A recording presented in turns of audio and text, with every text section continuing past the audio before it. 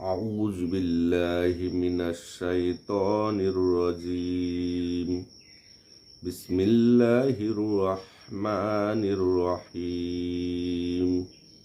إن المسلمين والمسلمات والمؤمنين والمؤمنات والقانتين والقانتات والصادقين والصادقات والصابرين والصابرات والخاشعين والخاشعات المتصدقين والمتصدقات والصائمين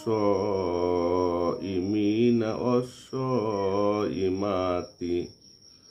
والحافظين فروجهم والحافظات والذاكرين الله كثيرا والذاكرات أعد الله لهم مغفرة وأجرا عظيم।